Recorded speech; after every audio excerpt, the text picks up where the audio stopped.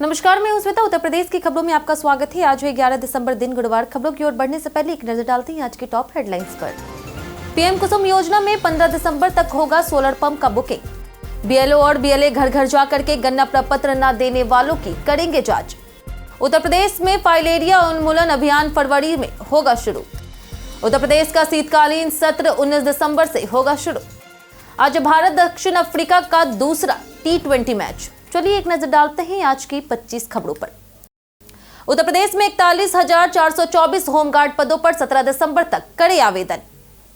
उत्तर प्रदेश में होमगार्ड के 41,424 रिक्त पदों के लिए आवेदन जारी है। अब तक 7 लाख से अधिक अभ्यर्थियों ने आवेदन किया है और अंतिम तिथि 17 दिसंबर है। पदों के लिए 10वीं पास 18 से 30 वर्ष आयु वाले अभ्यर्थी पात्र हैं। वहीं एनसीसी, भारत स्काउट, आपदा मित्र और ड्राइविंग लाइसेंस धारकों को अंक मिलेंगे। आवेदन ऑनलाइन यूपीपीबीपीबी की वेबसाइट पर शुल्क जमा कर किया जा सकता है।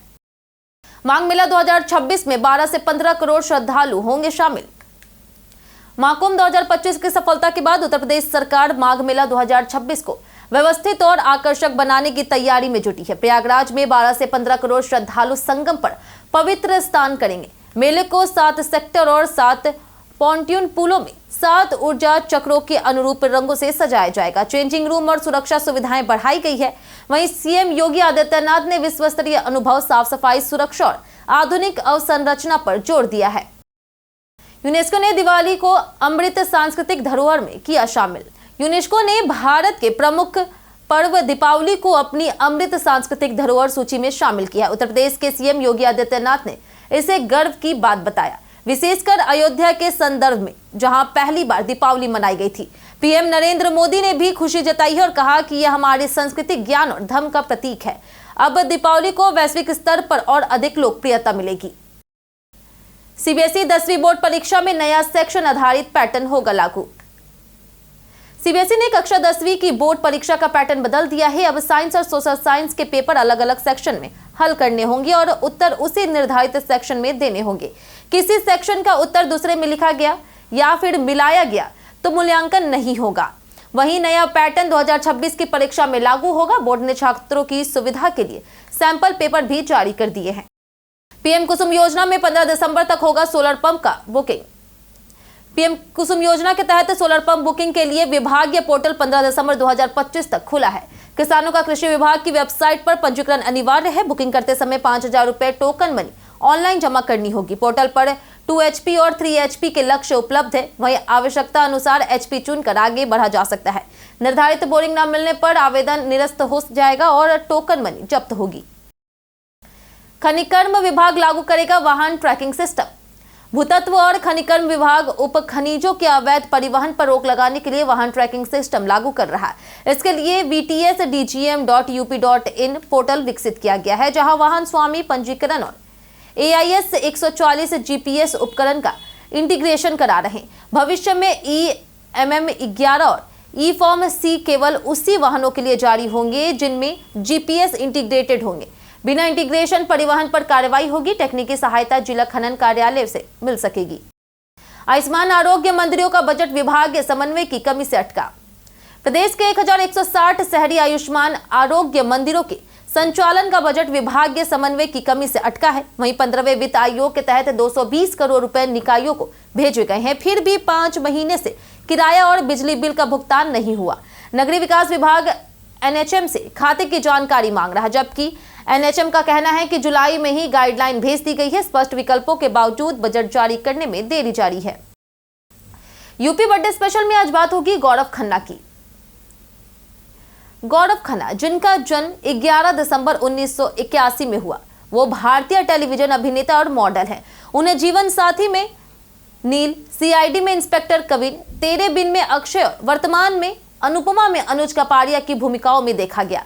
उन्होंने भाभी धारावाहिक से अपने अभिनय करियर की शुरुआत की और इसके बाद कुमकुम, मेरी डोली, तेरे अंगना जैसी कई लोकप्रिय शो में काम किया। MBA के बाद उन्होंने अभिनय को चुना। वहीं हाल ही में Gaurav Khanna Celebrity MasterChef India और बिग बॉस 19 के विजेता बने। यमुना प्राधिकरण लाएगा नए साल में 973 आवासीय भूखंड। यमुना विकास प्राधिकरण नए साल में नोएडा इंटरनेशनल एयरपोर्ट के पास सेक्टर 15C, 18 और 24A में 973 आवासीय भूखंडों की योजना लॉन्च करने जा रहा। आवेदन यूपी रेरा में दर्ज हो चुका है और आवंटन ड्रॉ से होगा। योजना में सबसे अधिक 200 वर्ग मीटर के 481 भूखंड शामिल है। प्लॉट एयरपोर्ट, फिल्म सिटी और बुद्ध इंटरनेशनल सर्किट के पास है। वहीं आवंटन के बाद लीज शर्तों के अनुसार निर्माण करना होगा। गन्ना लोडिंग शुल्क पर सख्ती, उल्लंघन पर चीनी मिल जिम्मेदार। योगी सरकार ने बाह्य क्रय केंद्रों पर गन्ना लोडिंग अनलोडिंग शुल्क पूरी तरह से प्रतिबंधित किया है और उल्लंघन पर चीनी मिलों की जिम्मेदारी तय कर सख्त कार्रवाई की जा रही। पेराई सत्र 2025-26 में 2136 केंद्रों के निरीक्षण में अनियमितताएं मिली। 2 FIR दर्ज हुई। 8 गंभीर मामलों में नोटिस और 8 तौल लिपिक निलंबित किए गए। वहीं धान खरीद धीमी है और अब तक केवल 14 लाख मीट्रिक टन खरीद हुई है, जो पिछले वर्ष से कम है। BLO और BLA घर घर जाकर के गन्ना प्रपत्र न देने वालों की करेंगे जांच। उत्तर प्रदेश में 2.93 करोड़ मतदाताओं का सत्यापन अभियान 11 दिसंबर से 2 हफ्ते बढ़ाने का प्रस्ताव चुनाव आयोग को भेजा गया। BLO और BLA घर घर जाकर के गन्ना प्रपत्र जमा न करने वाले मृत, स्थानांतरण या अनुपस्थित मतदाताओं का सत्यापन करेंगे। साथ में युवा मतदाताओं को फॉर्म 6 भर करके सूची में शामिल करने का अभियान चलेगा। 2003 की सूची में मैपिंग 70 से 90% पूरी हो चुकी है। लक्ष्य 90% तक पहुंचाना है। उत्तर प्रदेश का शीतकालीन सत्र 19 दिसंबर से होगा शुरू।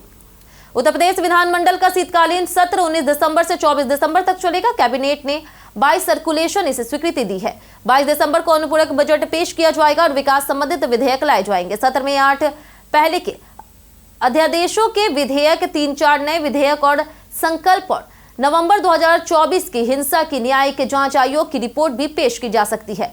20 से 21 दिसंबर को अवकाश रहेगा। उत्तर प्रदेश में शिक्षा मित्रों के स्थानांतरण और समायोजन की प्रक्रिया शुरू। उत्तर प्रदेश वैश्विक शिक्षा विभाग ने शिक्षा मित्रों के स्थानांतरण और समायोजन की प्रक्रिया शुरू कर दी है। प्रथम चरण में शिक्षा मित्रों से उनकी पसंद, वैवाहिक स्थिति और विवाहित महिला शिक्षा मित्रों के पति के जिले में तैनाती का विकल्प लिया जाएगा।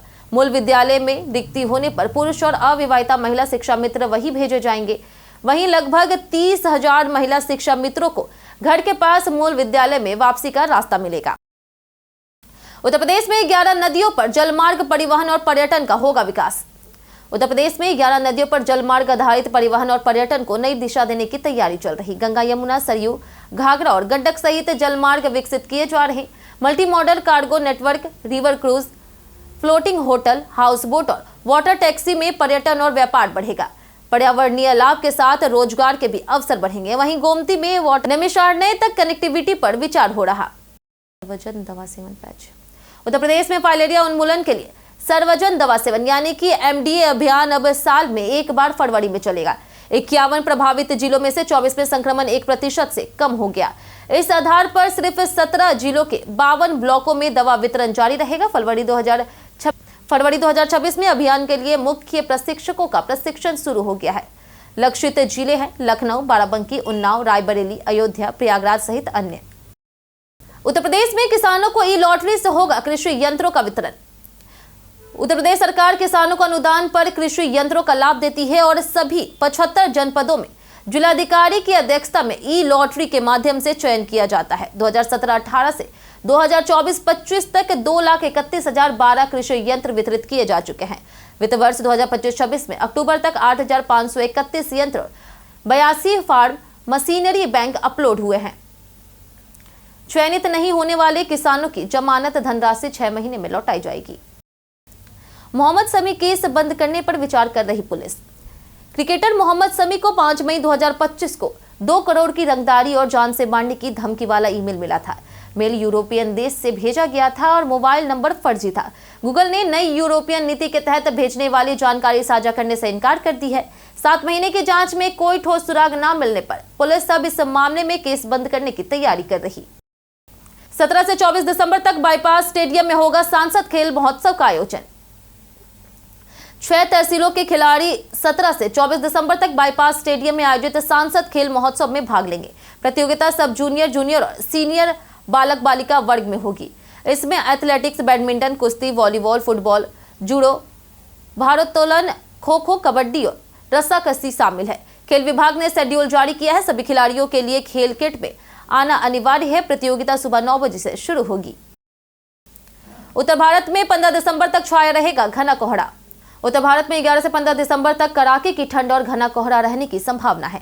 हिमाचल, उत्तराखंड, पंजाब, हरियाणा, दिल्ली, उड़ीसा और पूर्वोत्तर राज्यों में सुबह और रात को कोहरा छाया रहेगा। 13 दिसंबर से पश्चिमी हिमालय क्षेत्र में हल्की बारिश और बर्फबारी होगी। वहीं अंडमान निकोबार द्वीप में तेज हवाएं चलेगी। मध्य और पश्चिमी भारत के कुछ हिस्सों में शीतलहर जारी रहेगा। न्यूनतम तापमान में मामूली बदलाव होगा। सीएम योगी के नेतृत्व में यूपी बन रहा डिजिटल और स्टार्टअप हब। स्टार्टअप प्रोत्साहन में रिकॉर्ड वृद्धि और इंफोसिस, एडोब, आईबीएम जैसी कंपनियों के 868 करोड़ निवेश में लाखों रोजगार सृजित हुए। डेटा सेंटर नीति 2021 के तहत प्रदेश डिजिटल हब बन रहा। यूपी अब बीमारू से ब्रांड यूपी के रूप में उभरा है। व्हाट्सएप पर फेक न्यूज और अफवाह फैलाना है कानूनी अपराध। व्हाट्सएप रोजमर्रा की जिंदगी का अहम हिस्सा बन चुका है, लेकिन इसके गलत इस्तेमाल से गंभीर कानूनी परेशानी हो सकती है। फेक न्यूज, अफवाहें, आपत्तिजनक फोटो, वीडियो या फिर धमकी भरे संदेश भेजना आईटी एक्ट और आईपीसी के तहत दंडनीय है। ऐसे संदेशों से किसी की भावनाएं, आहट या फिर छवि खराब हो सकती है। हमेशा सोच समझकर मैसेज भेजें। संदिग्ध लिंक और संवेदनशील जानकारी शेयर करने से पहले सत्यापन करें। उत्तर प्रदेश पर्यटन में आज बात होगी दुधवा नेशनल पार्क की। उत्तर प्रदेश के लखीमपुर खीरी जिले में स्थित दुधवा नेशनल पार्क जंगल प्रेमियों और नेचर लवर्स के लिए आदर्श है। सर्दियों में ठंडी हवाएं, हरियाली और साफ वातावरण ट्रैवल का आनंद दोगुना कर देता है। पार्क में बाघ, हाथी, गेंडा, हिरन और सैकड़ों पक्षियों की प्रजातियां देखी जा सकती है। परिवार और बच्चों के लिए भी उपयुक्त है जो प्रकृति के करीब समय बिताना चाहते हैं। डिजिपिन से पार्सल डिलीवरी और आपातकालीन सेवाएं होगी आसान। इंडियन पोस्ट ने 27 मई 2025 को डिजिपिन सुविधा लॉन्च की, जो डिजिटल पोस्टल इंडेक्स नंबर है। यह 10 अंकों का अल्फान्यूमेरिक कोड आपके पते और लोकेशन के आधार पर सटीक लोकेशन जनरेट करता है। डिजिपिन से पार्सल डिलीवरी, आपातकालीन सेवाएं और सरकारी दस्तावेज जैसी बिजली, पानी, राशन कार्ड आदि की प्रक्रिया तेज, सटीक और आसान हो जाती है।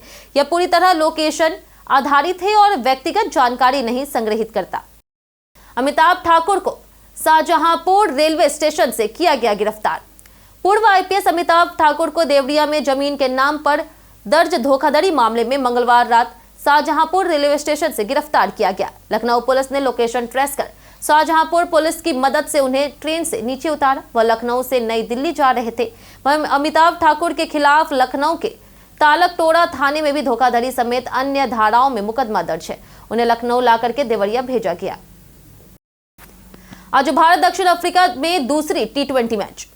भारत ने कटक में 101 रनों से जीत के बाद सीरीज में 1-0 की बढ़त बनाई है और अब 11 दिसंबर यानी कि आज मुलानपुर के महाराजा यादविंदर सिंह स्टेडियम में दूसरा टी20 खेला जाएगा। मैच शाम 7 बजे से शुरू होगा और प्रसारण स्टार स्पोर्ट्स और जियो हॉटस्टार पर मिलेगा।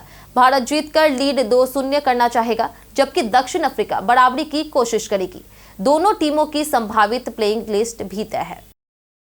बीते दिन बहुत से लोगों ने हमारे वीडियो को लाइक और कमेंट किया था। जिन्होंने हमारे वीडियो को लाइक किया है उनके नाम है अंकुश पांडे, राकेश सिंह, दीपक कुमार, विजय गुप्ता, दिनेश कुमार, अनूप सिंह, मनोज कुमार, हरिलाल, संजय सिंह, शिव कुमार, राज बेड़मा, ऋषि मिश्रा, कनिष्क गुज्जर, चंद्रपाल यादव, नंदकिशोर तिवारी, मोहनलाल गुप्ता, मृत्युंजय त्रिपाठी, रामकृष्ण, अनुप सिंह और पिंकी कुमारी। क्या आपको सही समय पर सरकारी योजनाओं का लाभ मिलता है? आप अपना जवाब हमें हमारे कमेंट सेक्शन में लिखकर जरूर बताएं। आज के लिए इतना ही। उत्तर प्रदेश की तमाम खबरों के साथ बने रहने के लिए देखते रहे डेली यूपी। और साथ ही अगर आप यूट्यूब चैनल पर देख रहे हैं तो चैनल को सब्सक्राइब करें और अगर आप फेसबुक पेज पर देख रहे हैं तो लाइक और फॉलो जरूर करें।